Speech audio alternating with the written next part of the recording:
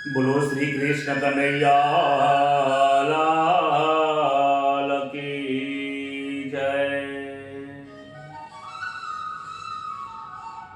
करारविंदे न पदारविंदम्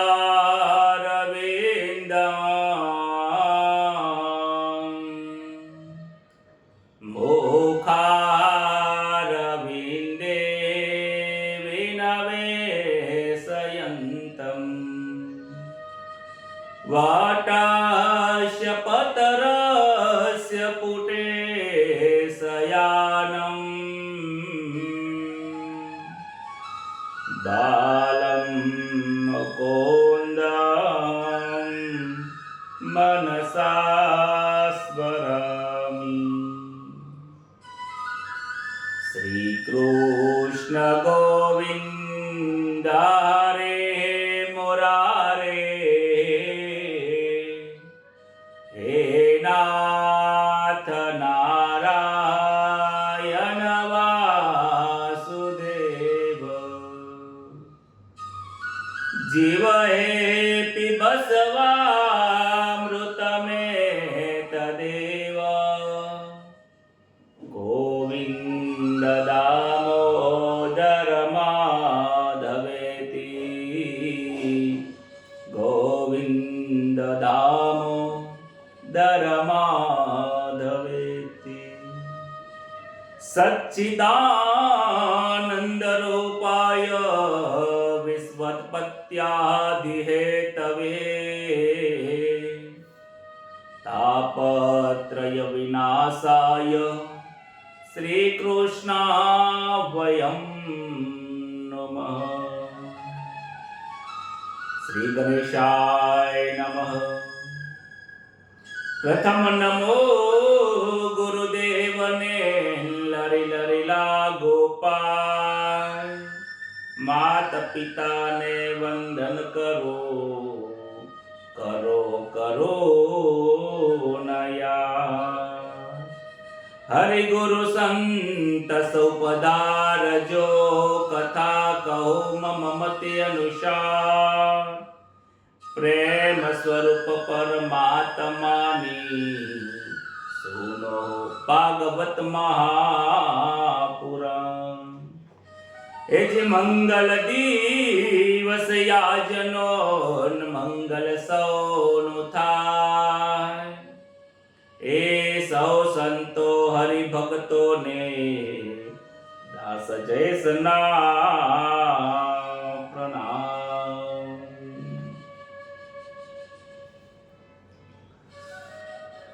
परम पवित्र एवं भागवत श्रवण करवा મનમાં ધારેલી દરેક ઈચ્છાઓ અને તૃષ્ણાઓને મારવા માટેની આ કથા, અનેક વાસનાઓથી ભરેલો આ દેહ, એ વાસનાઓને મારવાની આ કથા આનંદ સ્વરૂપ પરમાત્માના દર્શન કરવાની જે પ્રેરણા આપે એ આ કથા, ભવ ભવના રોગો દૂર કરવા વાળી આ કથા, જે સદાય મંગલ કરે છે, પાપીઓનું પાપ હરે છે અને 71 કુળ તારવા વાળી જે આ કથા છે, એ શ્રીમદ ભાગવત મહાપુરાણની કથાનું શ્રવણ કરવા માટે આપ સૌ સંતોનું અને આપણું સૌનું અહીંયા મિલન થયું છે। આ મિલન મધુરું છે, આ મિલન મંગલકારી છે, આ મિલન પ્રભુને ગમે એવું છે। જ્યાં ભાગવતની કથા થતી હોય, જ્યાં રામાયણની કથા થતી હોય, જ્યાં પ્રભુનું નામ અને કીર્તન થતું હોય, ત્યાં ભગવાન સાક્ષાત સ્વરૂપે આવીને બેસે છે। એટલે તો તમે કોમેન્ટમાં લખો છો કે કથા સાંભળતા અમને બહુ આનંદ આવે છે। આ આનંદની કથા ફક્ત કથા સાંભળવા પૂરતી નહીં, પરંતુ કથા સાંભળ્યા પછી પણ એ આનંદ આવવો જોઈએ. એ આનંદ સ્વરૂપ પરમાત્માના પ્રત્યક્ષ દર્શન થાય, એની અનુભૂતિ જ્યારે થઈ જાય છે ત્યારે આનંદ સદાય કાળ હોય છે. અત્યારે તો આપણે કથા સાંભળીએ છીએ, અનુભૂતિ કરવાની બાકી રહી જાય છે. સુખદેવજી મહારાજે કથા કરી અને પરીક્ષિત રાજાએ બેઠા બેઠા ત્યાં અનુભૂતિ કરી છે. કથા સાંભળવામાં જો આટલો આનંદ આવતો હોય તો આ કથાના કહેલા સારને સ્પર્શ કરવાથી, એ અનુભૂતિ કરવાથી આપણને કેટલો આનંદ આવશે. 6 સ્કંદની કથા પૂરી થાય છે, 7મા સ્કંદમાં પ્રવેશ થાય છે. ત્યાં વાસનાઓની લીલા, વાસનાઓને મારવાની કથા આવે છે. હિરણ્યકશ્યપુ અને પ્રહલાદની કથા છે. વાસનાઓ 2 પ્રકારની છે. જ્યારે ભગવત પ્રાપ્તિ કરવાની ઈચ્છા થાય, ઈશ્વરની પ્રાપ્તિ કરવાની જે ઈચ્છાઓ અને તમન્ના થાય છે, એ પણ વાસના છે. એ સદ વાસના છે. અને એક અસદ વાસના જે છે, જે સંસારના મોહ અને સંસારના સુખોની કામના કરે છે, ચિંતન કરે છે. રાજા પૂછે છે કે હે મહારાજ, ઈશ્વર તો સર્વત્રમાં છે, ઈશ્વર દરેક અણુ અને પરમાણુમાં રહેલો છે, તો આવું હોવા છતાં પણ ઈશ્વરના વ્યવહારમાં વિષમતા કેમ દેખાય છે? ગુજરાતીમાં સમજાવું, સ્પષ્ટ સમજાવું તો ઉંદરમાં ઈશ્વર છે, બિલાડીમાં પણ ઈશ્વર છે. તો બંનેમાં ઈશ્વર હોવા છતાં બિલાડી ઉંદરને કેમ મારે છે? બંને સુખીથી રહેતા કેમ નથી? પુત્રમાં, પિતામાં, સાસુ અને સસરામાં દરેક જીવાત્મામાં ઈશ્વર રહેલો છે. તો એ ઈશ્વર હોવા છતાં પણ આ ઘરમાં ઝઘડાઓ શાના થાય છે? આ ખટપટ શાની થાય છે? આ વિષમતાઓ શાની થાય છે? સુખદેવજી મહારાજ કહે છે કે તમારો આ પ્રશ્ન બહુ સુંદર છે. આ પ્રશ્નના મૂળમાં જ્યાં સુધી આપણે જઈએ નહીં, ત્યાં સુધી આ પ્રશ્નનો જવાબ નહીં મળે. તમે પ્રશ્ન પૂછો છે, પરંતુ પ્રશ્નના મૂળમાં ગયા નથી. હે રાજન, પરમાત્મા જે ક્રિયાઓ કરે છે એમાં વિષમતા દેખાય છે, પરંતુ એમાં સમતા દેખાતી નથી. પરમાત્મા જે કરે છે એ ક્રિયાઓ આપણને દેખાય છે, સામાન્ય લોકોને ક્રિયા દેખાય. પણ હે રાજન, પરમાત્મા ક્રિયા નથી કરતા, પરમાત્મા લીલા કરે છે. ભગવાનની જે ક્રિયા પાછળ જે ભાવના હોય છે એ અદ્વૈતની ભાવના હોય છે, અલૌકિક ભાવના હોય છે, પ્રેમની ભાવના હોય છે, મોક્ષની ભાવના હોય છે. પરમાત્મા કોઈને મારતા નથી, પરમાત્મા મોક્ષ આપતા હોય છે. ક્રિયાની પાછળ જે ભાવ રહેલો છે એ ભાવ ઉપરથી ક્રિયાનું ફળ બેસે છે. કહે છે કે હે રાજન, ભગવાનની 2 શક્તિઓ છે, નિગ્રહ શક્તિ અને અનુગ્રહ શક્તિ. નિગ્રહ શક્તિથી રાક્ષસોને મારે છે અને અનુગ્રહ શક્તિથી દેવોનું કલ્યાણ કરે છે. સામાન્ય લોકોને એવું લાગે છે કે કૃષ્ણ એ દાનવોને મારે છે. એ મહાભારતના યુદ્ધની અંદર કૃષ્ણએ ખૂબ ખોટું કર્યું છે, આવું સામાન્ય માણસોને લાગે છે. પરંતુ પરમાત્માએ જે કર્ણની સાથે કર્યું, કૃષ્ણએ જે પિતામહ સાથે કર્યું, દ્રોણાચાર્ય સાથે જે કરે છે, એ પાછળ રહેલી જે ભાવના છે એમના મોક્ષની છે. અનુગ્રહ શક્તિ અને નિગ્રહ શક્તિથી કાર્ય કરે છે. એક ચોર હોય, ચોરી કરવા જતો હોય, પગમાં ઠેસ વાગી જાય, ફ્રેક્ચર થઈ જાય, વાગી જાય, ચોરી કરવા માટે ત્યાં અટકી જાય છે. તો આમાં બે વસ્તુ રહેલી છે. પરમાત્માની કૃપા છે કે એને ચોરી કરતા અટકાવે છે, પરંતુ ચોરને લાગે છે કે ભગવાને મારી સાથે ખોટું કર્યું.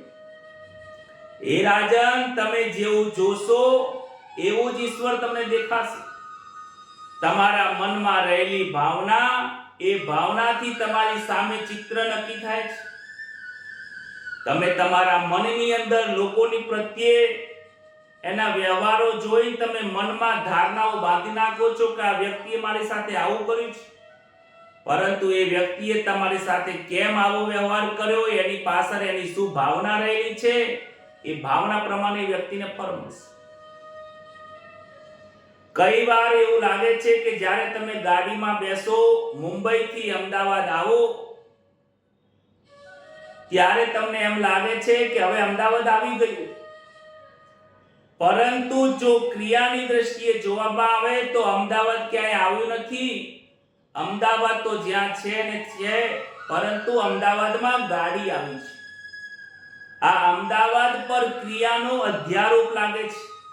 અમદાવાદને કહે છે કે અમદાવાદ આવ્યું, અમદાવાદે ક્રિયા કરી આવવાની, પરંતુ અમદાવાદે કોઈ ક્રિયા કરી જ નથી. આવો અધ્યારોપ ઈશ્વર ઉપર લાગે છે કે ઈશ્વર બધાને મારે છે, પરંતુ ઈશ્વર કોઈને મારતો નથી. ઈશ્વર ક્રિયા કરતા નથી.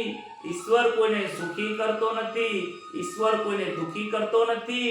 ઈશ્વર નિષ્ક્રિય છે, પરંતુ માયાના આવરણના કારણે ઈશ્વરની લીલાઓને પહેચાની શકાતી નથી. કહે છે જે ક્રિયાનું અભિમાન હોય તો એ ક્રિયાનું બંધન થાય છે, પણ જ્યારે એ ક્રિયામાં કોઈ અભિમાન ના હોય, એ ક્રિયા નિષ્કામ કર્મથી ક્રિયા કરવામાં આવે તો એ લીલા બની જાય છે. પરમાત્મા જે ક્રિયા કરે છે એની પાછળ કોઈ સારો હેતુ રહેલો હોય છે, નિષ્કામ કર્મ હોય છે, માટે એને લીલા કહે છે. સંસારના લોકો જે કાર્ય કરે એ ક્રિયા છે, પરમાત્મા કરે છે એ લીલાઓ છે. ક્રિયામાં બંધન છે, જ્યારે લીલામાં પ્રેમ છે, આનંદ છે, કોઈ બંધન નથી. ભગવાન દૈત્યોને મારે છે, પણ ભગવાનના મારમાં પ્રેમ રહેલો છે. સુખદેવજી કહે છે કે હે રાજન, તમે મને જે પ્રશ્ન કર્યો એ પ્રશ્ન આજથી તમારા દાદાએ, ધર્મરાજાએ રાજસૂય યજ્ઞ કર્યો ત્યારે નારદજીને પ્રશ્ન પૂછ્યો. તમારા દાદાએ રાજસૂય યજ્ઞ કર્યો ત્યારે પ્રથમ પૂજા રાજસૂય યજ્ઞની અંદર કૃષ્ણની કરવામાં આવી. જ્યારે કૃષ્ણની પૂજા કરવામાં આવી ત્યારે શિશુપાલને એ ગમ્યું નહીં. શિશુપાલ કૃષ્ણને પોતાનો દુશ્મન માને છે, પરંતુ પરમાત્મા શ્રી કૃષ્ણ કોઈને દુશ્મન માનતા નથી, શત્રુ માનતા નથી. ભગવાને શિશુપાલની માતાને વરદાન આપ્યું હતું કે તમારો પુત્ર 100 વખત મારું અપમાન કરશે ત્યાં સુધી હું એને કંઈ કરીશ નહીં, હું સહન કરી લઈશ.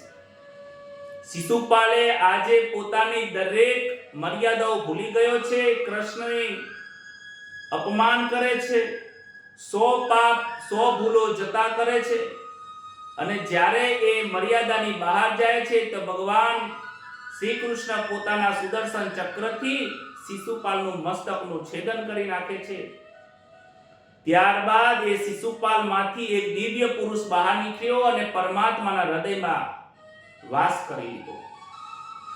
આ જોઈને યુધિષ્ઠિર જે ધર્મરાજા છે એને આશ્ચર્ય થયું.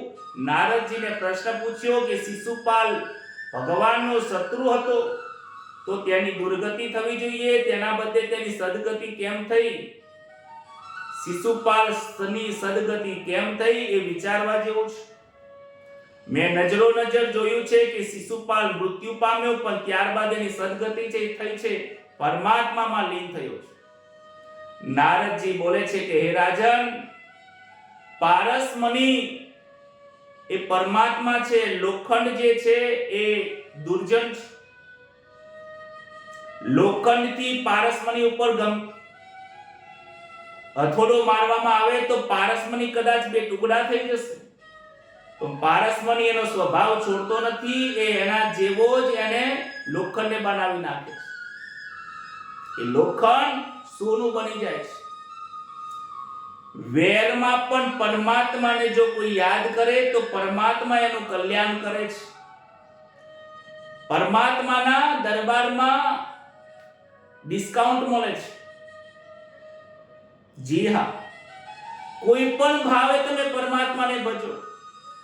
રાવણનું ચિંતન પણ રામનું હોય છે કે હું રામને હરાવીશ, હું રામને હરાવીશ, હું રામને હરાવીશ. અને છેલ્લે એ રામના પરાયણ થઈને ભગવતની પ્રાપ્તિ થાય છે. કંસને પણ મનની અંદર વિચારો આવે છે કે હું મારા 8મા પુત્રને મારું, હું કૃષ્ણને મારું, કૃષ્ણને મારું.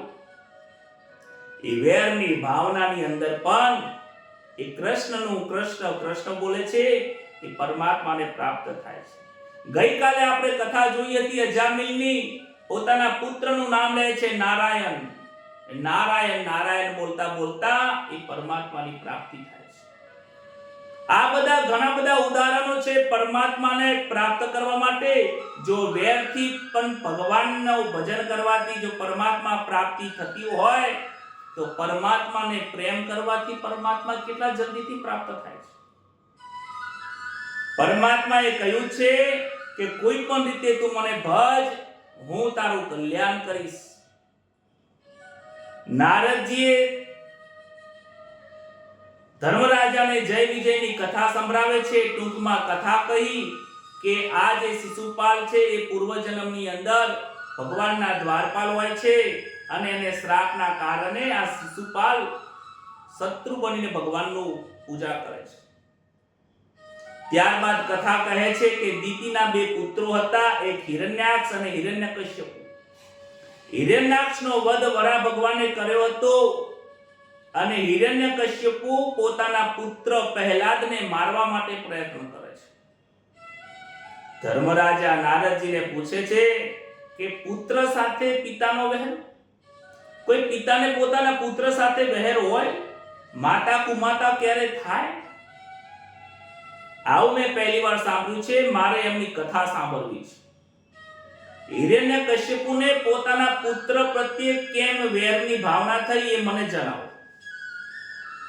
ત્યારે કહે છે કે હિરણ્યકશ્યપુ એક વખત કઠોર તપ કર્યું, બ્રહ્માજીને પ્રસન્ન કર્યા, વરદાન માંગે છે કે મને 2 વરદાન આપો કે મને ક્યારે વૃદ્ધાવસ્થા આવે નહીં અને હું અજર ને અમર રહું.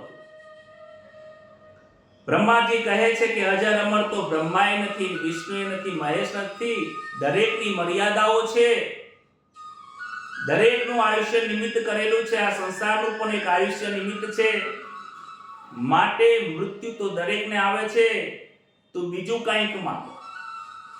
હિરણ્યકશ્યપુ કહે છે કે મને અજર અમર થવાનું વરદાન તો આપવું જ પડશે.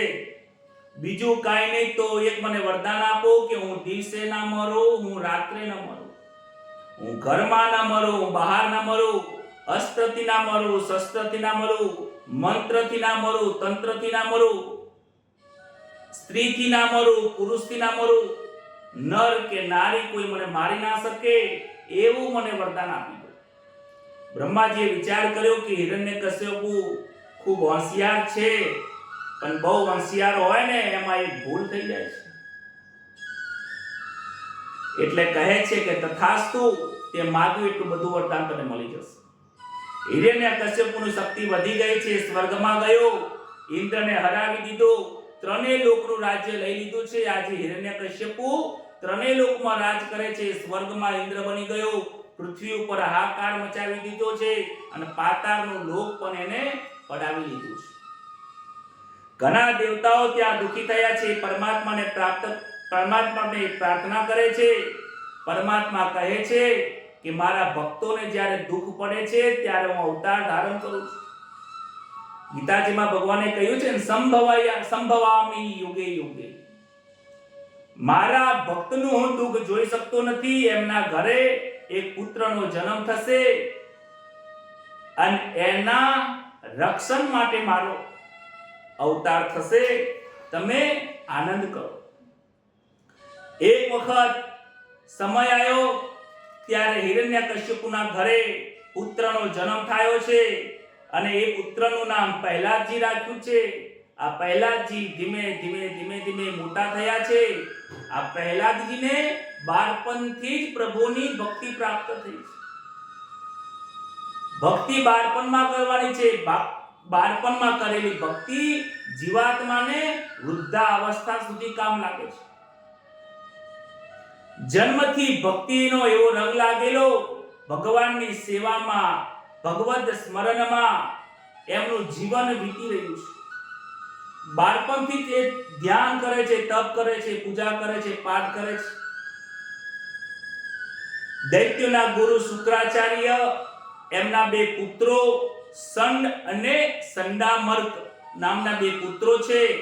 હિરણ્યકશ્યપુ એમને બોલાવે છે અને પ્રહલાદને રાજનીતિ ભણાવવા માટે એ ગુરુકુળમાં મોકલે છે. પરંતુ પ્રહલાદજીને તો પ્રભુની ભક્તિનો રંગ લાગ્યો છે. પ્રહલાદજીને તો એવું ભણવું છે કે જે ભણ્યા પછી આ ભવસાગર તરી જવાય. ગુરુજી એમને રાજનીતિ ભણાવવાનો પ્રયત્ન કરે છે, પરંતુ એમને રાજનીતિનું ચિંતન કરતા નથી. જ્યારે ગુરુજી ભણાવે ત્યારે આંખો બંધ કરી શ્રી કૃષ્ણ અને પરમાત્માનું ધ્યાન કરે છે. જ્યારે આંખો બંધ કરીને ધ્યાન કરે ત્યારે સન્માર્ગને લાગે છે કે પ્રહલાદ બહુ હોશિયાર છે, માટે આંખો બંધ કરીને એક ચિત્તથી સાંભળે છે. માટે હવે આ પ્રહલાદને હું એમના પિતાજી જોડે લઈ જાઉં, રાજાજી જોડે લઈ જાઉં અને મેં જે પાઠ ભણાવ્યો છે એ પાઠનું જ્યારે એ પરીક્ષા આપશે તો મને રાજાજી ઘણું દ્રવ્ય આપશે, ઘણું દક્ષિણા આપશે. પિતાની પાસે લઈ જાય છે હિરણ્યકશ્યપુને. રાજા ગોદમાં હિરણ્યકશ્યપુ પ્રહલાદને પોતાના ગોદમાં બેસાડે છે. દરબાર ભરાયો છે. પ્રહલાદના માથા ઉપર હાથ ફેરવે છે, પ્રેમથી પૂછે છે, બેટા, ગુરુજીએ તને રાજનીતિ જે ભણાવી છે એમાંથી જે ઉત્તમ પાઠ તને આવડતો હોય એ તું મને જણાવ, તું શું શીખીને આવ્યો છે? પ્રહલાદજીએ આંખો બંધ કરીને વિચાર કર્યો કે પિતાજીએ મને ઉત્તમ વિદ્યા કહી છે. ગુરુજીએ તો મને મારફાડ કરવાની વિદ્યા શીખવાડી છે, કેવી રીતે લડાય, કેવી રીતે મરાય, કેવી રીતે બાણ છોડાય. પરંતુ પિતાજીએ તો ઉત્તમ વિદ્યા પૂછી છે, તો મારે ઉત્તમ વિદ્યાનો પાઠનું વર્ણન કરવું પડશે. કહે છે કે પિતાજી, મને મારા અનેક જન્મો યાદ આવે છે. હું અનેક જન્મમાં રાજા બન્યો, રાણી બન્યો, પિતા બન્યો, પુત્ર બન્યો. એ પિતાજી, મારા અને તમારા અનેક જન્મો થયા છે. આ જીવાત્મા અનેક વાર સ્ત્રી બન્યો, પુરુષ બન્યો, અરે પશુ પક્ષી બન્યો, નાના મોટા જીવ જંતુઓમાં અનેક પ્રકારે એ જન્મો લીધા. કેટલીય વાર એને નરક ભોગવ્યા છે. અનેક પ્રકારના વિષયના વાસનાની અંદર રહેવા છતાં પણ, વિષયોના ભોગ ભોગવા છતાં પણ આ જીવને તૃપ્તિ થઈ નથી. અને એ ન તૃપ્ત થવાના કારણે આ જીવાત્મા દુખી રહે છે. પાપ ઘણું બધું કર્યું છે. પાપનું ફળ દુઃખ છે, પુણ્યનું ફળ સુખ છે. આ સંસાર ક્ષણે ક્ષણે બદલાય છે. એક પલે સંસાર નવો આવે છે. પતિ પત્નીના પ્રેમમાં પણ સ્વાર્થ હોય છે. માતા પિતાના અને પુત્રના વચ્ચેના પ્રેમમાં પણ ક્યાંક સૂક્ષ્મ વાસનાઓ અને ક્યાંક સ્વાર્થ રહેલો છે. આ સંસારના જેટલા સંબંધો છે એ સ્વાર્થના સંબંધો છે. એ પિતાજી, સ્વાર્થ આ મનુષ્ય કરે છે, પરમાત્મા નિસ્વાર્થથી પ્રેમ કરે છે.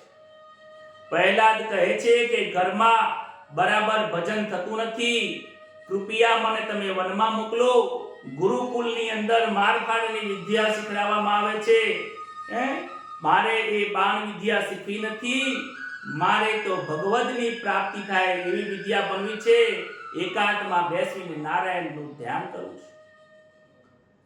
પ્રહલાદનો બોધ સાંભળી હિરણ્યકશ્યપુને ગમતું નથી, ગુસ્સો આવે છે. સન્માર્ગને કહે છે કે તમને આ બાળકને કેવો ઉપદેશ આપ્યો છે? મેં તમને શું કરવા મોકલ્યો તો મારા બાળકને તમે શું શીખવાડ્યું છે, તમે ફરીથી લઈ જાઓ, બરાબર એને પાઠ શીખવાડો.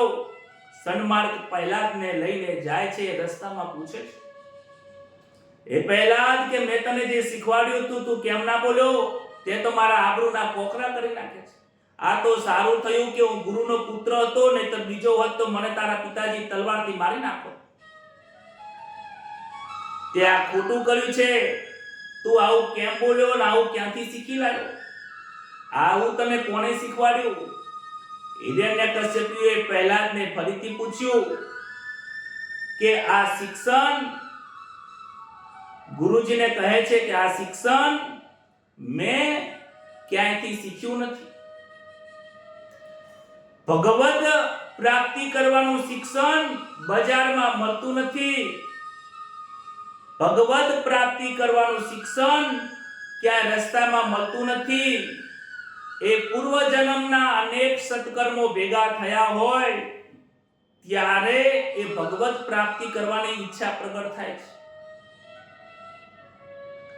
પ્રહલાદની દ્રષ્ટિ દિવ્ય છે, ઘણા બધા પ્રયત્નો કરે છે, પરંતુ આ પ્રહલાદજી રાજનીતિ શીખતા નથી અને ફરીથી એને રાજનીતિ શીખવા માટે ગુરુકુળમાં મોકલે છે અને સન્માર્ગ ફરીથી એમને શીખવાડે છે અને શીખવાડ્યા પછી ફરીથી પિતાજી જોડે લાવે છે અને પિતાજી જોડે ફરીથી એને બોધ આપે છે કે હે પિતાજી, તમે આ મને પૈસા કમાવાની વિદ્યા ભણાવશો નહીં.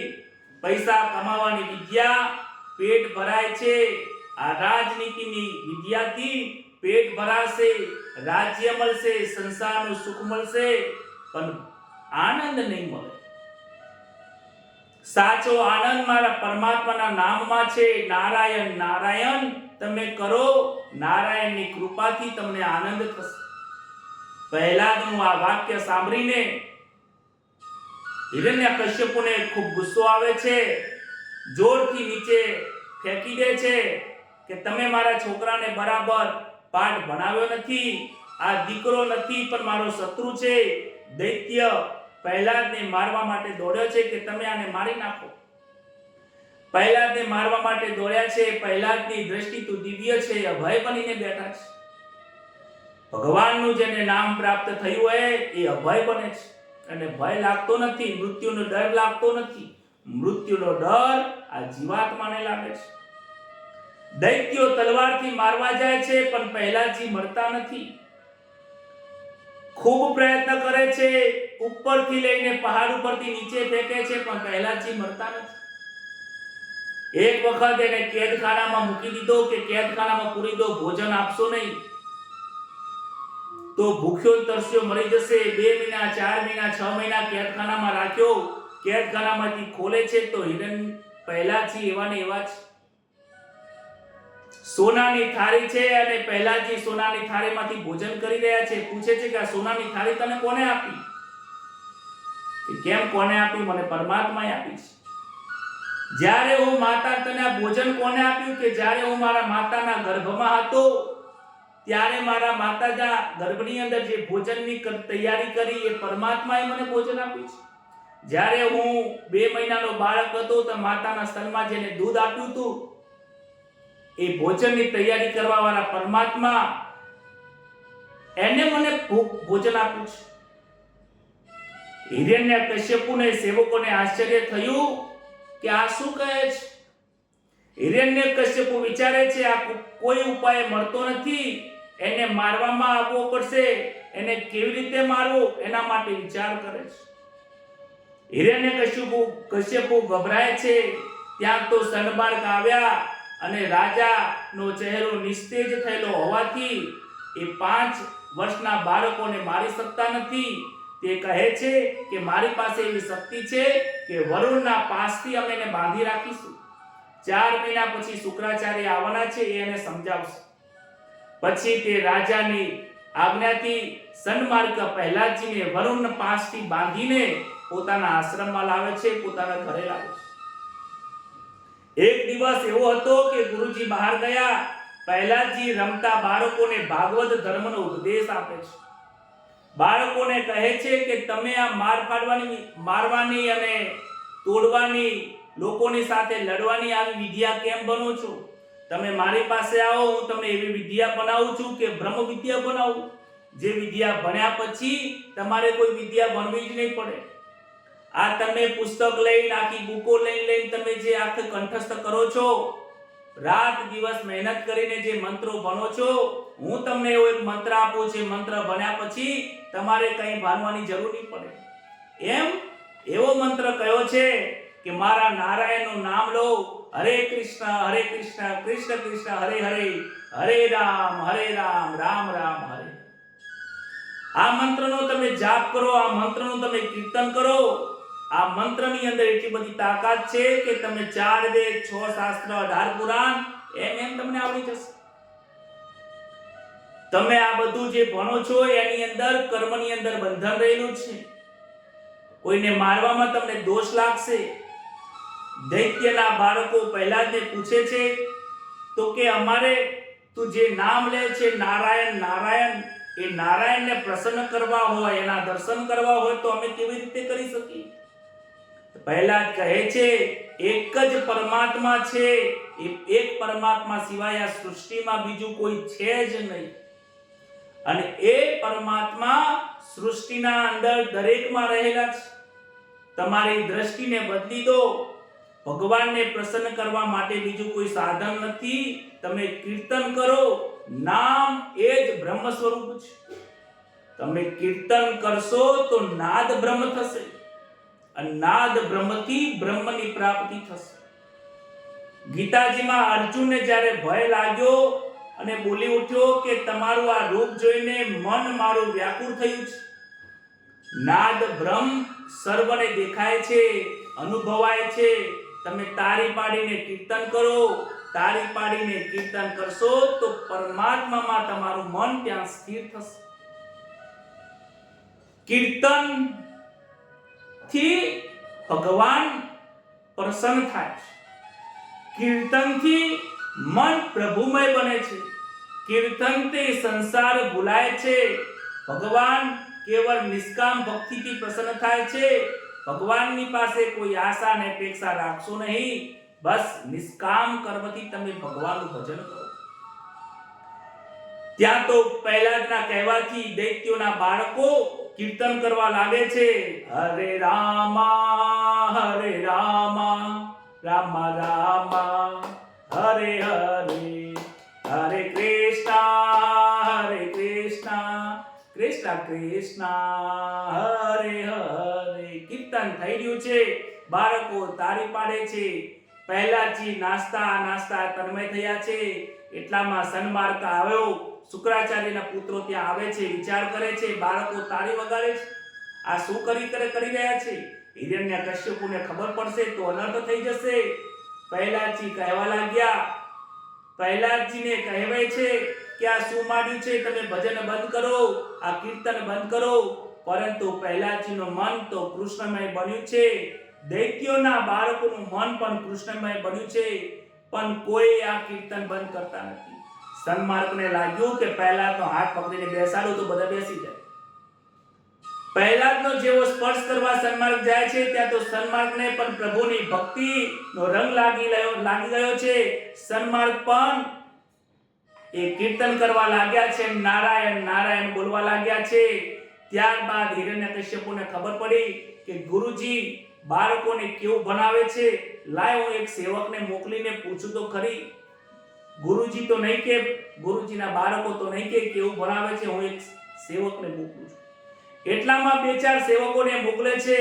સેવક પણ આવે છે, રોકે છે. સન્માર્ગને કહે છે, અરે ગુરુજી તમે આ શું કરી રહ્યા છો? રાજાજી બોલશે. જેવો સન્માર્ગને હાથ અડાડ્યો, પહેલાજીને હાથ અડાડીને બેસવા માટે કહે છે, ત્યાં તો એ પણ પ્રભુના રંગે લાગી જાય છે.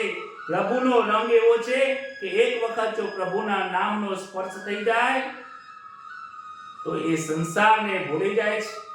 પછી એ દેવ હોય કે દાનવ હોય, દૈત્ય હોય કે પાપી હોય કે મહાપાપી હોય, પ્રભુના નામનો જપ કરવા માટે એક વખત બેસી જાય ને તો સંસાર ભૂલી જાય છે. એક સેવકને મૂક્યો, એ પાછો આવતો નથી. બીજા સેવકને મોકલ્યો, એ પણ પ્રભુના મય બની જાય છે. 4, 5, 10, 12 જેટલા પણ સેવકો મોકલે છે, કોઈ સેવક પાછા આવતા જ નથી. સમજવા જેવું છે કે જે પ્રભુના ભજનમાં જે લીન થઈ જાય છે એ સંસાર ભૂલી જાય છે, પાછો વળીને સંસારમાં જતો નથી. હિરણ્યકશ્યપુને વિચાર કરે છે, જે જાય છે પાછા કોઈ આવતા નથી. ત્યારે એ ખુદ તેની પાસે જાય છે. હિરણ્યકશ્યપુ ખુદ આવે છે, જોવે છે કે પહેલા જ પ્રભુના નામનું કીર્તન કરે છે, દૈત્યના બાળકો કીર્તન કરે છે, સેવકો જે હતા અને ગુરુજીના જે પુત્રો છે સન્માર્ગ એ પણ કીર્તન કરે છે. હિરણ્યકશ્યપુ ઘણો પણ પ્રયત્ન કરે છે, ઊંચા અવાજથી સમજાવે છે, થોભી જાઓ, પણ આ લોકો થોભતા નથી. હિરણ્યકશ્યપુ પહેલાનો હાથ પકડીને રોકે છે. હિરણ્યકશ્યપુમાં એટલો બધો પાપ હતો કે જલ્દીથી એને પ્રભુનું નામ સ્પર્શ થયો નહીં, એને જલ્દીથી કરંટ લાગ્યો નહીં, કારણ કે એનો બલ્બ ઉડી ગયો હતો, કારણ કે એટલો જડ જેવો થઈ ગયો હતો. ભજન થંભી ગયું, કીર્તન થંભી ગયું. સર્વ હકીકત દરેક લોકોએ હિરણ્યકશ્યપુને કહી. હિરણ્યકશ્યપુને ક્રોધ બનાવ્યો, ક્રોધ ભરાઈ ગયો છે. પ્રહલાદને કહેવા લાગ્યો કે તું મારા શત્રુનું ભજન કરે છે, તને શરમ આવતી નથી, તું મારો પુત્ર નથી. પ્રહલાદને ઉઠાવીને દરબારમાં લઈને આવ્યા છે, જમીન ઉપર પસાડ્યા છે. હિરણ્યકશ્યપુ કહે છે કે તું માનતો કેમ નથી? અરે દેવો પણ મારાથી ગભરાય છે, તું વિષ્ણુનું ભજન કેમ કરે છે? તું જેને ભજે છે એને હું મારી નાખીશ, વિષ્ણુને મારી નાખીશ. પ્રહલાદ કહે છે, પિતાજી મારા ભગવાન તો સર્વત્રમાં રહેલા છે, તમે કોને કોને મારશો? તમે ક્યાં ક્યાં મારશો? કેવી રીતે મારશો? હિરણ્યકશ્યપુને અતિ ક્રોધ આવે છે. દીકરો મને થઈને ઉપદેશ આપે છે, કહે છે, પ્રહલાદ કહે છે કે મારા પરમાત્મા, મારા નારાયણ વિષ્ણુ સર્વમાં વ્યાપક છે. હિરણ્યકશ્યપુ કહે છે કે તારા ભગવાન સર્વત્રમાં છે, તો શું આ પથ્થરમાં છે? આ પથ્થરમાં તારા ભગવાન છે, જો વિષ્ણુ એમાંથી હશે તું એને મારી નાખીશ. પ્રહલાદજી કહે કે જી હા, તમને આ આંખેથી જે વસ્તુ દેખાય છે પિતાજી, સર્વત્રમાં મારા નારાયણ છે, સર્વત્રમાં મારા પરમાત્મા બિરાજમાન છે. અણુ અણુ પરમાણુમાં પણ મારા પરમાત્મા રહેલા છે. પ્રહલાદને કહેતા જ આ સ્તંભમાં ભગવાન છે એવું સાંભળીને હિરણ્યકશ્યપુ 1000 મણની ગદા લઈને આવ્યો, અતિ ક્રોધમાં આવ્યો છે અને ક્રોધથી એ થાંભલા ઉપર જોરથી પ્રહાર કરે છે. અને જેવો પ્રહાર કરે છે એ પથ્થર તૂટી જાય છે અને જે ધૂળની અંદરથી એ નરસિંહ ભગવાન પ્રગટ થાય છે. બોલો શ્રી નરસિંહ ભગવાન કી જય. કૃષ્ણ કનૈયા લાલ કી જય. આકાશમાંથી દેવોએ પુષ્પની વૃષ્ટિ કરી છે, દેવોએ જય જયકાર કર્યો છે. નરસિંહ ભગવાનની જય. ત્યાં તો નરસિંહ સ્વામી ધૂર કરતો અવાજ થયો છે, ધામલામાંથી પ્રગટ થયા છે. વિકરાળ દાઢી છે, માથાના વાળ લાંબા છે, આંખો લાલ થઈ ગઈ છે, ભયાનક ચહેરો છે, બાળકો તો ગભરાઈ જાય એવો ચહેરો છે. હાથની અંદર વજ્ર જેવી એમના નખો છે. દેવો અને ગંધર્વો જય જયકાર કરે છે. હિરણ્યકશ્યપુને હવે મૃત્યુનો ભય લાગ્યો છે. જે બીજાને ભય આપતો હતો એ આજે પોતે ગભરાયો છે. કહેવાય છે કે આ જીવને મૃત્યુનો ભય લાગે છે. હિરણ્યકશ્યપુને પકડે છે અને ઘરની બહાર નહીં, અંદર નહીં ને ઉમરા ઉપર લાવ્યો છે. હિરણ્યકશ્યપુને કહે છે કે હે હિરણ્યકશ્યપુ, તું આજે ઘરમાં નથી, તું આજે બહાર નથી, તું આજે ઉમરા ઉપર છે, તું જમીન ઉપર નથી, તું આકાશમાં નથી, તું મારા સાથળ ઉપર ઊભો છે. હિરણ્યકશ્યપુ, અત્યારે દિવસ નથી, રાત્ર નથી, અત્યારે સંધ્યાનો સમય થયો છે. મારી પાસે કોઈ અસ્ત્ર નથી, શસ્ત્ર નથી, કોઈ મંત્ર નથી, કોઈ તંત્ર નથી. હું તને મારા નખથી મારું છું. નરસિંહ ભગવાને હિરણ્યકશ્યપુની છાતી ફાડી નાખી છે અને હિરણ્યકશ્યપુનો ત્યાં મોક્ષ કર્યો છે. બોલો શ્રી નરસિંહ ભગવાનની જય. નરસિંહના સ્વામીનું ચરિત્ર એ બહુ રહસ્યમય છે. આપણું શરીર એ ઘર છે, આ જીભ એ ઉંબરો છે. આ ઉંબરાની અંદરથી ખરાબ વસ્તુને પ્રવેશ થવા ના દેશું. આ કાન શ્રવણ કરવાનો ઉંબરો છે, આની અંદર ખરાબ વસ્તુ જવા ના દેશો. આંખ આ શરીરનો ઉંબરો છે, એની અંદર ખરાબ વસ્તુ જાય નહીં એનું ધ્યાન રાખો. જે પણ વસ્તુ હોય એને ઉંબરા સુધી રોકી લો. ખરાબ વસ્તુને રોકો, સારી વસ્તુને ગ્રહણ કરો. હિરણ્યકશ્યપુનો સંહાર કર્યો છે. ઋષિ સ્વામી શાંત થતા નથી. બ્રહ્માજી દરેક દેવતાઓ આવે છે, વંદન કરે છે, કહે છે કે પ્રહલાદજી આવીને સ્તુતિ કરશે તો જ આ નરસિંહ સ્વામી જે છે, નરસિંહ ભગવાનનો ક્રોધ શાંત થશે. પ્રહલાદજી આવે છે, પ્રહલાદજીને ખોળામાં બેસાડશે અને નરસિંહ ભગવાન પ્રહલાદજીને ચાટે છે. પ્રહલાદજીને જેમ જેમ ચાટે છે તેમ તેમ નરસિંહ ભગવાનનો ક્રોધ શાંત થાય છે. અનેક વાર એવું બને છે કે શબ્દ જ્ઞાન પ્રભુનું ભજન કરવામાં વિઘ્નરૂપ થાય છે. પ્રેમ ભક્તિ વગરનું જ્ઞાન નકામું છે. ઈશ્વર સર્વવ્યાપક છે, એ બધા જાણે છે. આજે કોને ખબર નથી કે અણુ-અણુમાં ભગવાન રહેલા છે?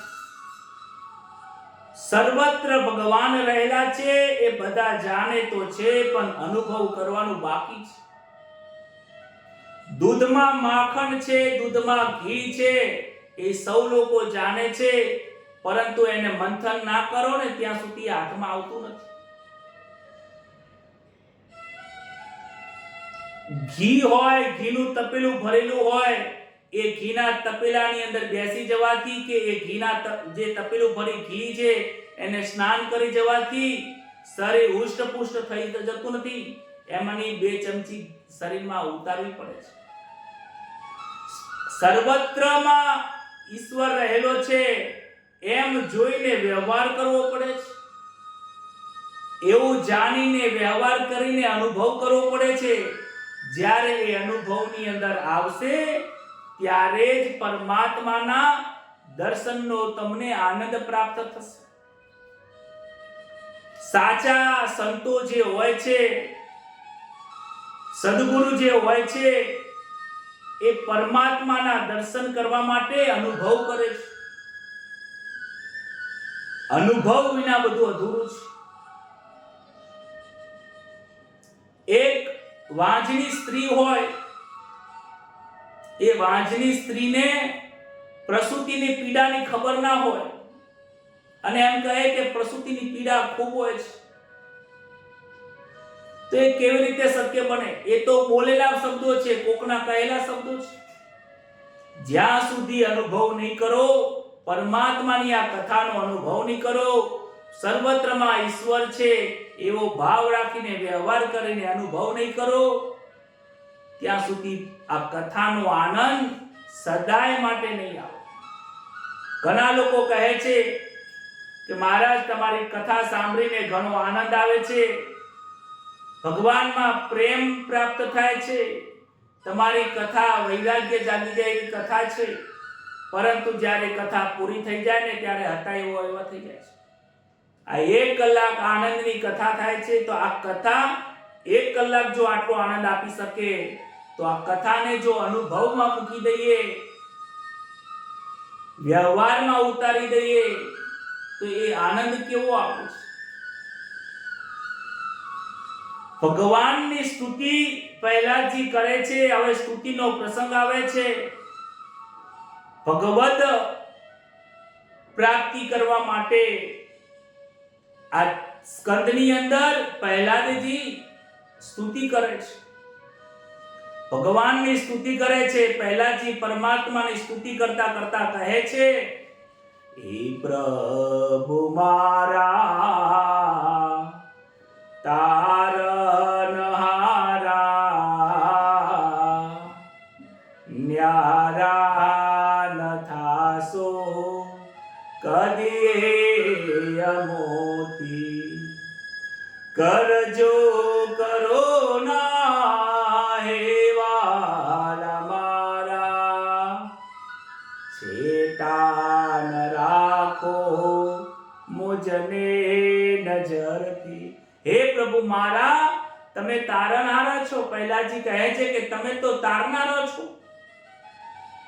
આ જીવાત્મા તમારું નામના સ્મરણ કરે તો આ જીવાત્મા તરી જાય છે. ભવો ભવ સુધી હું તમારી ભક્તિ કરું, તમારું જ્ઞાન મને પ્રાપ્ત થાય, એવું હે પ્રભુજી તમારી માંગુ છું. તારી પાછે માંગુ એટલું, સહુ જીવો સુખી થાય એટલું. પહેલાજી કહે છે કે દરેક જીવોનું કલ્યાણ થાય. હે પ્રભુ, હું તમારી પાસે એ માંગુ છું. દરેક જીવાત્માને પ્રભુની ભક્તિ મળે એવું તમારી પાસે માંગુ છું. હે પ્રભુ, યમે વંદિયે તને, શરણ રાખજો હે પ્રભુ મને. કુમતિ કાઢીને સુમતિ આપજો, સદબુદ્ધિ આપજો, કરી કૃપા પ્રભુ શરણ રાખજો. આ બાળક કહે છે કે મને સદબુદ્ધિ આપજો, મારામાં કુબુદ્ધિ ના આવે, સંસાર ભોગવવાની ઈચ્છા ના થાય. એને કુબુદ્ધિ કહે છે. ભગવાનની પ્રાપ્તિ કરવાની ઈચ્છા થાય એને સદબુદ્ધિ કહે છે. કે પ્રભુ મને સદબુદ્ધિ આપજો. નરસિંહ ભગવાન કહે છે કે હે પુત્ર, મેં કોઈને ખોરામાં બેસાડ્યા નથી, મેં આજ સુધીમાં કોઈને ખોરામાં બેસાડ્યા નથી. તું એક એવો પુત્ર છે આ સંસારની અંદર કે જેને પરમાત્માએ ખોરામાં બેસાડ્યો છે. માંગ માંગ, તને જે માંગ, તું જે માંગે એ આપું. પહેલાજી કહે છે પ્રભુ હું શું માંગુ? તમારા દર્શનથી વિશેષ બીજું શું હોઈ શકે? તમે આદિ છો, મધ્ય છો અને અંત છો. આ સંસારના શરૂઆતમાં પણ તમે હતા, અત્યારે પણ તમે છો, જ્યારે આ સંસાર નહીં હોય ત્યારે પણ તમે હશો. એ આદિનારાયણના જો મને દર્શન થયા તો બીજું હું શું પ્રાપ્ત કરું? કહે છે મારા પિતાજીએ મને તો રાજનીતિ શીખવા માટે મોકલ્યો હતો. ન જાનો કાહે શાસ્ત્ર પુરાનો, વેદ પુરાનો, અબન છું સતાય આપનો ગનો. તુજ ચરણને સેવા આપજો, ભક્તિ આપજો, કરી કૃપા પ્રભુ શરણ રાખજો. મારા પિતાજીએ તો મારફાટની મને વિદ્યા ભણવા માટે મોકલ્યો હતો. સંસારનું સુખ ભોગવવા માટેની વિદ્યા મને ભણવા માટે મોકલ્યો હતો. મને વેદો કે શાસ્ત્ર કે વેદ પુરાણ હું કઈ ભણ્યો નથી. મને મંત્ર બોલતા આવડતું નથી, મને તંત્ર જાણતા આવડતું નથી. હું કાઈ ભણ્યો નથી. ન જાણું હું કાઈ શાસ્ત્ર પુરાણો, વેદ પુરાણો. હું તો અભણ છું, હું બાળક છું, અભણ છું. મને કોઈ કક્કાનું જ્ઞાન નથી, અભણ છું. છતાં આપનો બનો, મને તમારો બનો. હે પ્રભુ, હું તમારો છું, તમે મારા છો. પરમાત્માની સ્તુતિમાં પ્રેમ રહ્યો છે, શરણાગતિ રહી છે. જ્યારે આ જીવાત્મા પરમાત્માને એમ કહે કે હું તારો છું, ત્યારે પરમાત્મા એને તારી લે છે. પણ આજે તો જીવાત્મા ભગવાનની સામે જઈને કહે છે હે પ્રભુ હું તારો છું, પણ ઘરે જઈને પત્નીને કહે કે હું તારો છું. પરમાત્મા એ કન્ફ્યુઝ થઈ જાય કે આ મારો છે કે આ એનો છે. પછી એ પરમાત્મા જ્યારે કોઈ જીવ સંસારનો થઈ જાય છે ત્યારે પરમાત્મા કહે છે કે તું સંસારનો છે, તું સંસારમાં જ રહે, સંસારનું સુખ ભોગવ, તારે મારા સુખની જરૂર નથી. મને ભજવા વાળા તો સંસારને ભજતા નથી, મારું નામ લેવા વાળા સંસારનું નામ લેતા નથી, એ સંસારને ભૂલી જાય છે. પરમાત્મા ને મેળવવા માટે ઉચ્ચ કોટીમાં જન્મ લેવાની જરૂર નથી. પરમાત્માને પ્રાપ્તિ કરવા માટે, પરમાત્માનું ભજન કરવા માટે વધારે પૈસા કમાવાની જરૂર નથી. પરમાત્માને પ્રસન્ન કરવા માટે શુદ્ધ પ્રેમની જરૂર છે. પરમાત્મા પ્રેમના ભૂખ્યા છે, એ પણ શુદ્ધ પ્રેમના ભૂખ્યા છે. પરમાત્માને તમારા પ્રસાદની જરૂર છે, જરૂર નથી. આજે આખા જીવાત્માઓ મંદિરે જાય તો આટલો પ્રસાદ લઈને જાય છે. ભગવાન પ્રસાદના ભૂખ્યા નથી. પ્રસાદ નહીં પણ પ્રેમના ભૂખ્યા છે. પ્રસાદ લઈ જવો જોઈએ, પણ એ પ્રસાદમાં તમારો ભાવ કેવો છે મહત્વનો છે. ભાવ વગરની ભક્તિ નકામી છે.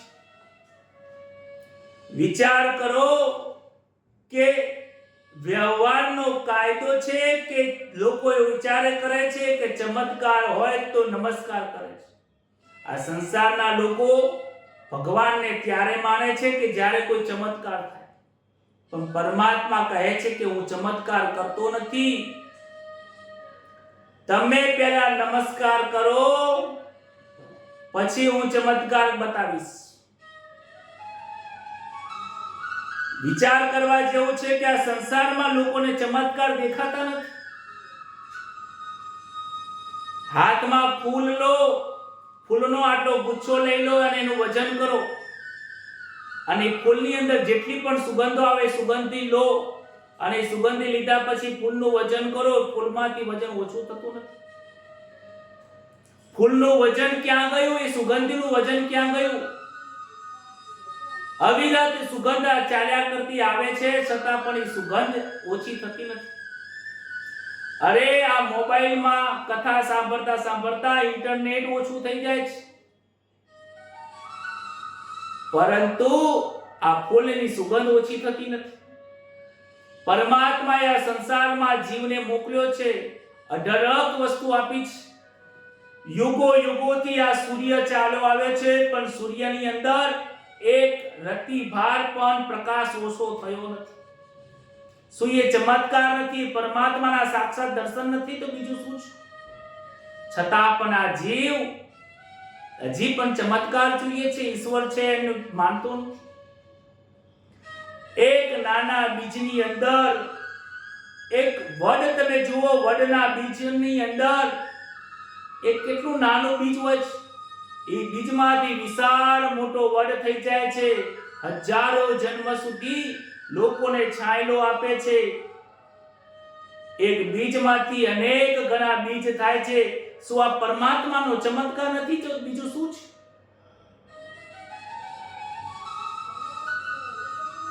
બાળક જ્યારે નાનું હોય ત્યારે માતાના સ્તનમાં દૂધ હોય છે. બાળક જ્યારે પેટમાં નથી હોતો, માતાના ગર્ભમાં હોતો નથી, ત્યારે દૂધ નથી બનતું. તો શું આ બાળક માટે પરમાત્માની પૂર્વ તૈયારી નથી તો બીજું શું છે? આજના ભણેલા લોકો પરમાત્મા છે એવો વિશ્વાસ ને શ્રદ્ધા નથી. અભણ લોકોને શ્રદ્ધા રાખે છે, પરંતુ ભણેલા ભૂલી જાય છે. ભણેલા લોકો ભૂલ કરે છે. કેમ ભણેલા ભૂલ કરે છે? કારણ કે ભગવાન કેવા છે, કેવા સ્વરૂપના છે એવું ભણાવવામાં આવ્યું નથી. જેવું ભણાવવામાં આવ્યું છે એ ભણાવવામાં પરમાત્માનો પ્રેમ નથી. બાળકોને ખોટું ભણાવવામાં આવે છે. બાળકોને પરમાત્માનું જ્ઞાન આપવામાં આવતું નથી. માટે આજના ભણેલા છોકરાઓ પરમાત્મા છે એના ઉપર તથ્ય અને વિચારો ઉત્પન્ન કરે છે. એક ગજેન્દ્ર હતો, હાથી હતો. એ હાથીના સ્વરૂપમાં હોવા છતાં, પશુના સ્વરૂપમાં હોવા છતાં પણ પરમાત્માને યાદ કર્યા તો એને પરમાત્મા મળ્યા છે. વિચાર કરો, ધ્રુવની કોઈ ઉંમર હતી? રમવાની ઉંમર હતી, છતાં પણ ધ્રુવની કથાની અંદર, ધ્રુવની ચરિત્રની અંદર એ ધ્રુવે 5 વર્ષની ઉંમરની અંદર પરમાત્માને પ્રાપ્ત કર્યા છે. પહેલાદના આ કથાની અંદર પહેલા એક નાની ઉંમરની અંદર એ ભગવાનને પ્રાપ્ત કરે છે, પરમાત્મા એને ઉપાડીને પોતાના ખોરામાં બેસાડે છે. અરે ધ્રુવની ક્યાં ઉંમર હતી, ગજેન્દ્રની ક્યાં મનુષ્યના જન્મની અંદર એને પ્રાપ્ત કરી છે. ગજેન્દ્રએ કોઈ વિદ્યા પ્રાપ્ત નથી કરી. વિદુરજી જોડે ક્યાં જાતિ હતી, ક્યાં એ બ્રાહ્મણ હતો કે બ્રાહ્મણ હોય તો પરમાત્માનું ભજન કરી શકે. એક નાની જાતિમાં એમનો જન્મ થયેલો હતો. જાતિહીન હતા, લોકો એનો અનાદર કરતા હતા, અપમાન કરતા હતા. એ શુદ્ધ જાતિમાં જન્મ લેવા છતાં પણ એને પરમાત્માની પ્રાપ્તિ થઈ. પરમાત્માની પ્રાપ્તિ કરવા માટે જાતિની જરૂર નથી. અરે ઉગ્રસેન હતો, એને પૌરુષ ક્યાં હતું? કુબજા અને પરમાત્માના દર્શન થયા, એની પાસે રૂપ ક્યાં હતું? એ આઠે અંગે વાંકી હતી, છતાં પણ કૃષ્ણના દર્શન થયા. સુદામા પાસે ક્યાં ધન હતું? સુદામા પાસે ધન નથી, કુબજા પાસે રૂપ નથી, વિદુરજી જોડે જાતિ નથી, ગજેન્દ્રની પાસે વિદ્યા નથી, ધ્રુવની પાસે ઉંમર નથી, પ્રહલાદની પાસે શિક્ષણ નથી. અરે રામાયણની અંદર કથા આવે છે કે એક કેવટ ગરીબીની અંદર એક નાવિક હતો. એ નાવિક શું અભ્યાસ કરવા માટે ગયો? એ કહે છે કે હું કાંઈ ભણ્યો નથી, પરંતુ એના જેવું તો આ દુનિયામાં કોઈ ભણ્યો નથી. અરે અયોધ્યાના વાસીઓ સદાય રામની પાસે રહેતા હતા, છતાં પણ રામના પગ ધોવાનું કોઈને યાદ આવ્યું નથી, ચરણના પખારવાનું કોઈને યાદ આવ્યું નથી. અને એ કેવટે રામના પગ પખારી લીધા. એ કઈ વિદ્યા ભણ્યો હશે? આ જે સંતોની વાત થાય છે એ પ્રેમની વિદ્યા ભણ્યા છે, એ ભક્તિની વિદ્યા ભણ્યા છે, પરમાત્માના દર્શન કરવાની ઈચ્છા ભણ્યા છે. આ જ બ્રહ્મ વિદ્યા છે. આનાથી બીજી કઈ બ્રહ્મ વિદ્યા હોઈ શકે? પ્રહલાદજી કહે છે કે બે સાધનોથી ભગવાન અવશ્ય મળે છે. એક ભગવાનની સેવા કરો અને સ્મરણ કરો. કાંઈ કરવાની જરૂર નથી, સંસાર છોડવાની જરૂર નથી. સંસારમાં ભલે રહો, ધંધો કરો, નોકરી કરો, પૈસા કમાઓ, પ્રજાનું પાલન કરો, પરંતુ આ બધું કરવાની સાથે સાથે પરમાત્માના નામને ભૂલશો નહીં, પરમાત્માનું સ્મરણ ભૂલશો નહીં.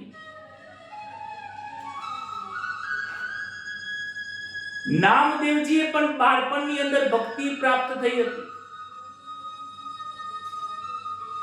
પ્રભુને પ્રસાદ ધરાવવાની ભાવનાથી ભગવાનને દૂધ ધરાવતા ધરાવતા ભગવાનની અંદર પ્રેમમાં મગ્ન બન્યા છે. આખો દિવસ ભગવાનનું નામ લે છે. જ્યારે નાના હતા ત્યારે એમના પિતાજીને એક વ્રત હતું કે દરરોજ ભગવાનને પ્રસાદ ધરાવીને ભોગ ધરાવી પછી પોતે ભોગ ધારણ ભોજન લેતા હતા. પણ એક દિવસ બહાર જવાનું થયું. પોતાના પુત્રને કહ્યું, નામદેવજીને કહે છે કે મારે બહાર જવાનું, તું ભોજન કરાવજે, ભગવાનને થાળ ધરાવજે, પછી ભોજન લેજે. નામદેવજી કહે છે કે સારું. એક દિવસનો સમય થયો, ભોજનનો સમય થયો, બપોરના 12 વાગ્યા. પ્રસાદ લઈને ભગવાનની પાસે જાય છે. પ્રાણાય સ્વાહા, અપાનાય સ્વાહા, વાનાય સ્વાહા, ઉદાનાય સ્વાહા, સમાનાય સ્વાહા. ભગવાનને બે હાથ જોડીને કાલાવાલા કરે છે. ભગવાન તમે જમવા આવો, વહેલા આવો, પધારો, ભોજન કરી લો. આજે મારા પિતાજી બહાર ગયા છે, તમે જલ્દીથી ભોજન કરી લો. આંખ ખોલે છે, ભોજન જોવે છે તો ભોજન એમને એમ જ પડ્યું છે. ભગવાનને કહે છે કે મને ભૂખ લાગી છે, તમે જલ્દીથી જમી લો. પ્રભુજી તમે વહેલા આવો, જમી લો. કાલા કાલા શબ્દોની અંદર ભગવાનને વિનંતી કરે છે. ન એને કોઈ થાળ બોલતા આવડે છે. અહીં આજ તો લોકો તો થાળ તાળીઓ પાડી પાડી બોલે છે, તો એ ભગવાન ભોજન કરવા માટે પધારતા નથી. નામદેવજીને દુઃખ લાગે છે કે ભગવાન તમે ભોજન કરો ને તને મારા પિતાજી મને બોલવા આપશે કે તે ભોજન ભગવાનને કેમ ના કરાવ્યું. ભોજનમાં કરતા કરતા જો ભગવાન ભૂખ્યા રહી જશે એ મને ગમશે ને.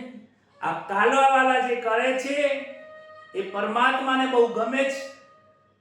આજે કાલાવાલા કોઈ કરીને ભગવાનને કોઈ જમાડતું નથી. આજે નાનો બાળક હોય પોતાના ઘરની અંદર, એમાં કૃષ્ણ કોઈને દેખાતા નથી. પોતાનો છોકરો જોવે છે, છોકરો ભોજન ના કરે, ખાવા ના ખાય તો બે લાફા મારે છે. બોલો તો આજના છોકરાને કે છોકરો જમતો નથી, અમારો છોકરો તો ખાવા ખાતો જ નથી. બે નાક બંધ કરવું પડે ત્યારે એ ખાવા ખાય છે. ખાતા ખાતા છોકરો ઘરની બહાર જતા રહે છે, કોકના ઘરે જતો રહે છે. બોલો, અરે છોકરાને મારા ઘરનું ભાવતું નથી ને બહારના ઘરનું ભાવે છે. વિચાર તો કરો, છોકરાને ઘરનું કેમ નથી ભાવતું, બહારના ઘેર જઈને કેમ જમે છે. એ એને ભાવ આપે છે, પ્રેમ આપે છે. જ્યારે તમે એને વઢો છો, તમે એને બોલો છો, એ બાળક પણ પ્રેમનું ભૂખ્યું છે. બાળકને મારશો નહીં, બાળકને ભોજન પ્રેમથી જમાડો. વિચાર કરો, બાળક જ્યારે નાનું હતું, કૃષ્ણ જ્યારે નાના હતા ત્યારે જશોદાજી એમને પ્રેમથી ભોજન કરાવે છે. મારો લાલો, મારો કનૈયો, મારો લાલો ભોજન કરાવે છે. કનૈયો ભોજન કરતા કરતા બહાર નાસી જાય છે, છતાં પણ એ ખીર લઈને બહાર જાય છે. જ્યાં જ્યાં કનૈયો જાય ત્યાં ત્યાં જમાડે છે. તમારું બાળક આખા ઘરમાં જો ખરાબી કરે તો કરવા દો. બાળક છે એ નહીં કરે તો બીજું કોણ કરે? બાળક ઉપર હાથ ના ઉપાડશો. બાળકને જો પ્રેમથી જમાડશો તો બાળકને મોબાઈલની લત પડશે નહીં. પરંતુ આજે મા બાપને જ ક્યાં ટાઈમ છે ભોજન કરાવવાનો? નોકરી કરવામાં જ ઊંચા આવતા નથી, પારકા ઘેર છોડીને જતા રહે છે. અને પછી આશા રાખે છે કે છોકરો મોટો થઈને તમને પ્રેમ કરે. આજે માતા અને પિતા બંને નોકરી કરતા થઈ ગયા છે, પૈસા કમાવામાં લત લાગી છે. આવતીકાલે છોકરો પણ તમને વૃદ્ધાવસ્થામાં જ મોકલવાનો છે, યાદ રાખજો. બાળકને બાળપણનો પ્રેમ ના મળે, બાળક જો માતા પિતાનો પ્રેમ નિભાવે તો એ બાળક મોટો થઈને નોકરી જ કરશે અને તમને એ કહે છે મારી પાસે ટાઈમ નથી. આ નામદેવજી ખૂબ પ્રયત્ન કરે છે, ભાવ કરે છે, રડવા લાગે છે. ત્યારે આ બાળક રડે છે ત્યારે ભગવાન પરમાત્મા બહાર આવે છે અને ખોરામાં બેસાડે છે અને નામદેવજીના હાથમાંથી ખીર ખાય છે. અનન્ય ભાવ, અનન્ય પ્રેમ. જ્યાં આ આંખોથી હરખના આંખથી પ્રેમની અશ્રુઓની ધારા જ્યારે નીકળે ને, એ પરમાત્મા સમજજો કે પરમાત્માએ તમારું ભજન પ્રાપ્ત કર્યું છે. કથા સાંભળીને આંખોમાંથી આંસુ ના આવે, ભગવાનનું કીર્તન કરતા કરતા આંસુ ના આવે, ભગવાનનું ભજન કરતા કરતા આનંદ ના આવે, આંખોમાંથી આંસુ ના આવે તો એ ભજન, એ પ્રેમ, એ કથા નકામી છે. અંદરની વેદના થવી જોઈએ. વેદના જ્યારે થશે ત્યારે પરમાત્મા સાંભળશે. નામદેવજીને અંદરથી વેદના થાય છે.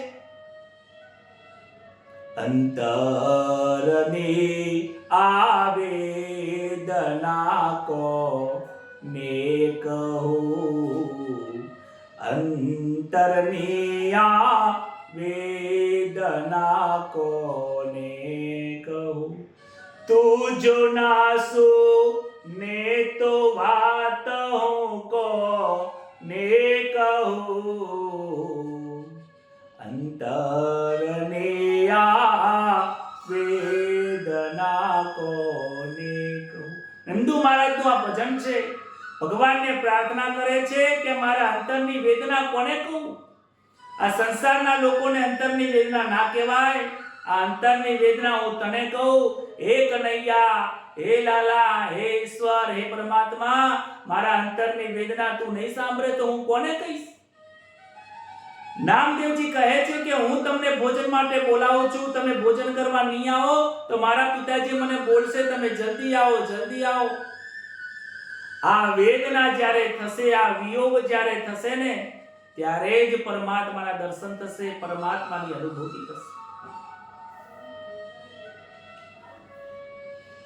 પરમાત્માની ભજન કરવામાં વેદના થવી છે.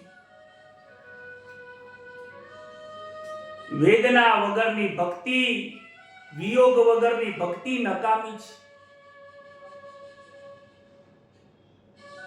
પ્રહલાદજી આ સ્તુતિ કરે છે, એની અંદર આ વેદનાઓ રહેલી છે. પરમાત્માની ભક્તિમાં, પરમાત્માના ભજનની અંદર આ જીવાત્મા પરમાત્માથી વિખૂટો પડી ગયો છે, એની વેદના થવી જોઈએ. ભગવાને મને હજી સુધી દર્શન કેમ નથી આપ્યા, એની વેદના થવી જોઈએ. નરસિંહ ભગવાન આ પ્રહલાદજીની સ્તુતિ સાંભળીને પ્રસન્ન થાય છે અને કહે છે કે તમારે જે જોતું એ માંગો. પ્રહલાદજી કહે છે કે મારે કંઈ જોતું નથી, હું તમારા શરણમાં રહું, તમારી ભક્તિ કરું, તમારા દર્શન કરું, એટલું જ માંગુ છું.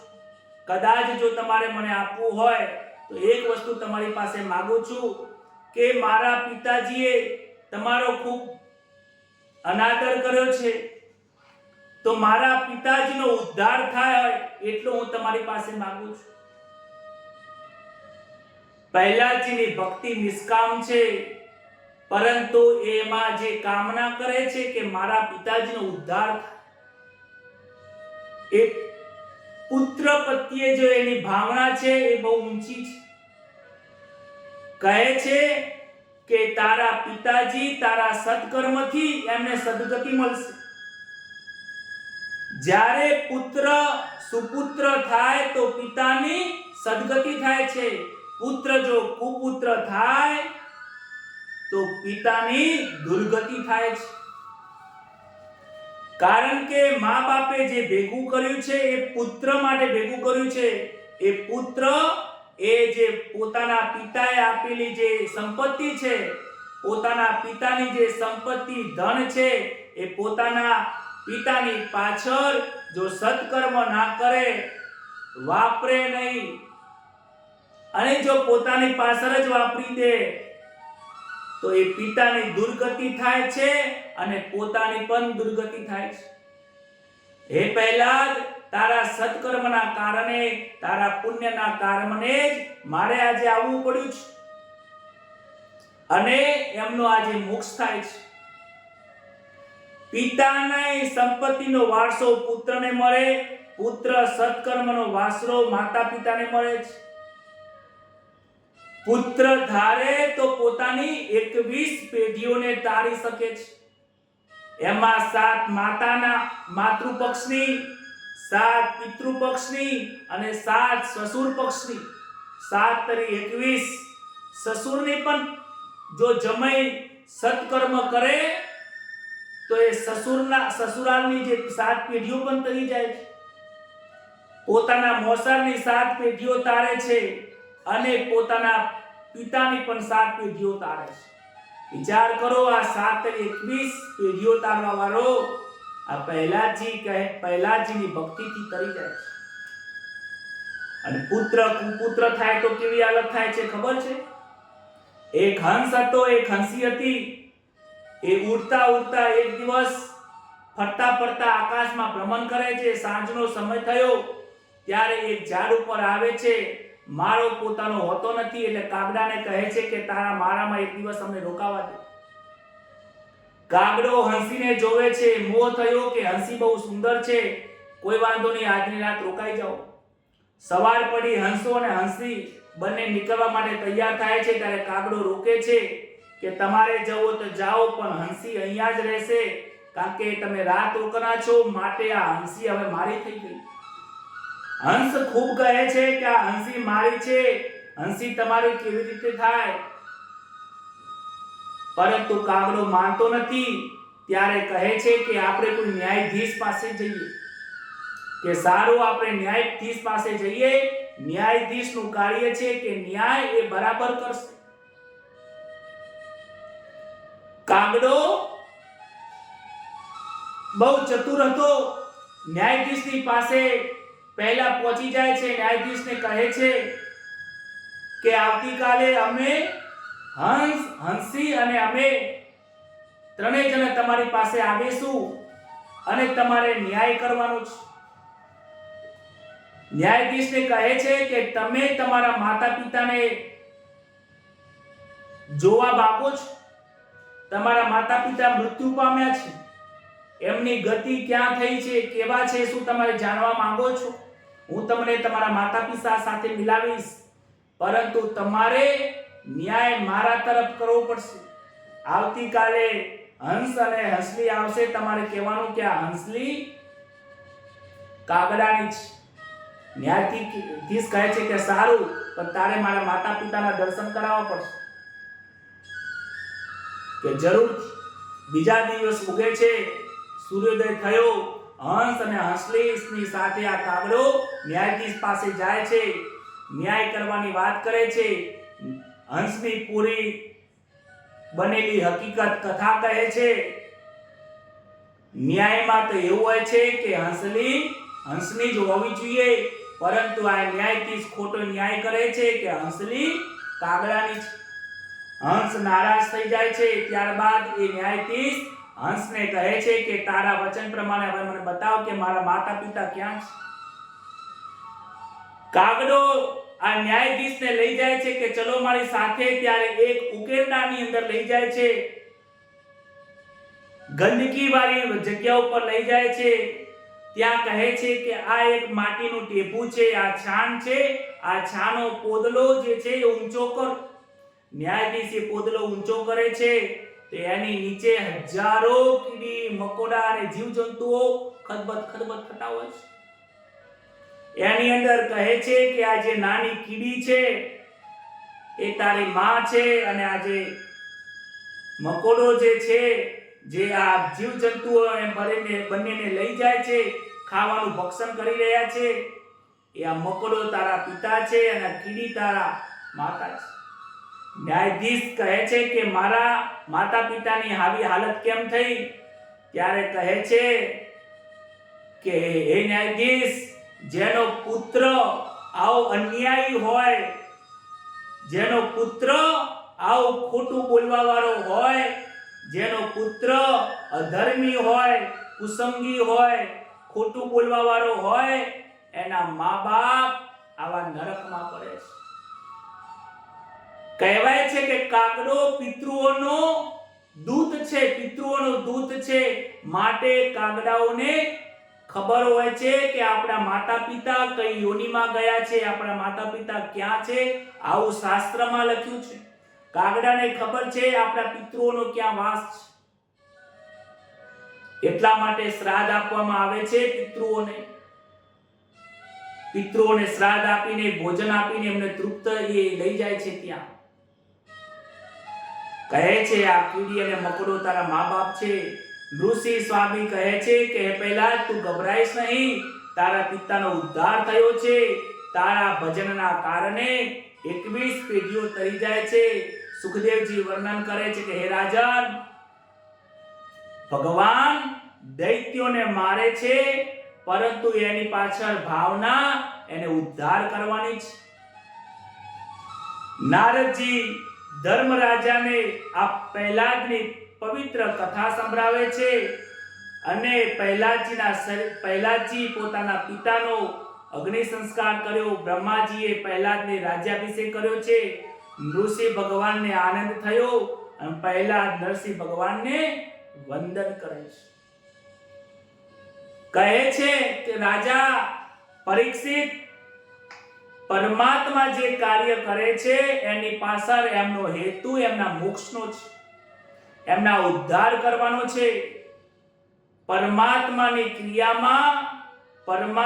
ક્રિયામાં લીલા રહેલી છે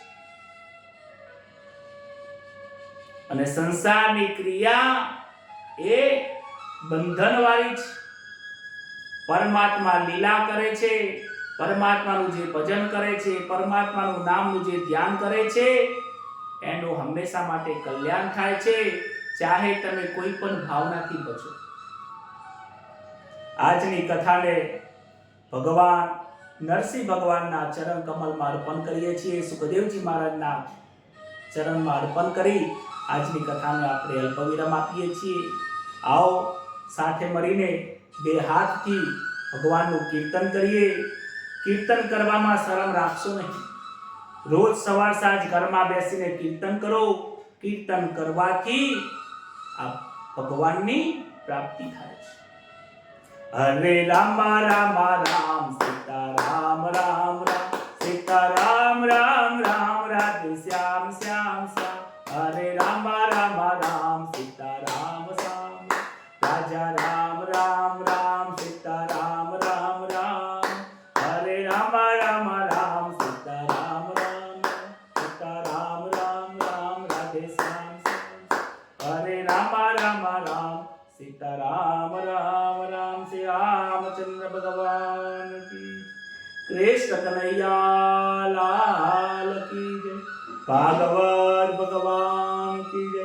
પિતૃનારાયણ ભગવાન કી જય.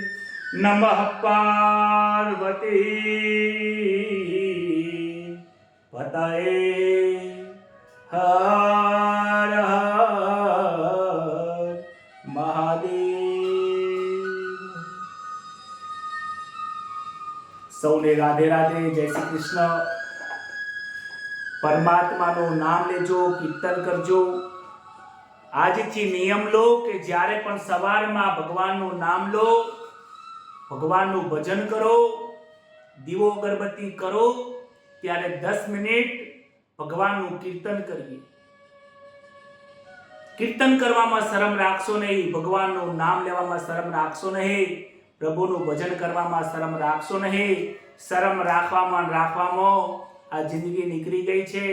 શરમ રાખશો તો સંસારમાં રહેશો, શરમ તોડશો તો તૃપ્ત થશો.